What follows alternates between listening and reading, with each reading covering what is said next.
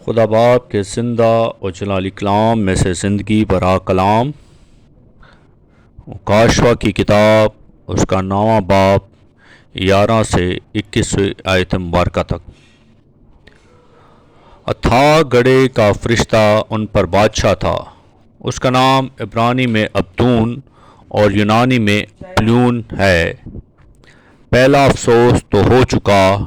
دیکھو اس کے بعد 2 افسوس اور ہونے والے ہیں۔ اور جب چھٹے فرشتے نے سنگا پھونکا تو میں نے اس سنہری قرباں گاہ کے سینگوں میں سے جو خدا کے سامنے ہے ایسی آواز سنی کہ اس چھٹے فرشتے سے جس کے پاس نرسنگا تھا، کوئی کہہ رہا ہے کہ بڑے دریا یعنی فرات کے پاس جو 4 فرشتے بندھے ہوئے ہیں انہیں کھول دے۔ پس وہ چاروں فرشتے کھول دیے گئے جو خاص گھڑی اور دن اور مہینے اور برس کے لیے 3 آدمیوں کے مار ڈالنے کو تیار کیے گئے تھے، اور فوجوں کے سوار شمار میں 20 کروڑ تھے۔ میں نے ان کا شمار سنا اور مجھے اس رویا میں گھوڑے اور ان کے ایسے سوار دکھائی دیے جن کے بختر آگ اور شنبل اور گندک کیسے تھے، اور ان گھوڑوں کے سر ببر کیسے تھے، اور ان کے منہ سے آگ اور دھواں اور گندک نکلتی تھی۔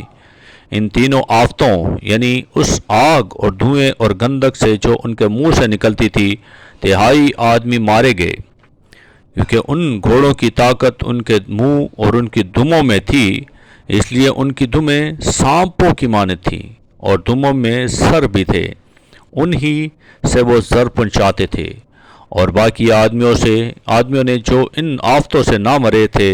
اپنے ہاتھوں کے کاموں سے توبہ نہ کی کہ شیاطین کی اور سونے اور چاندی اور پیتل اور پتھر اور لکڑی کی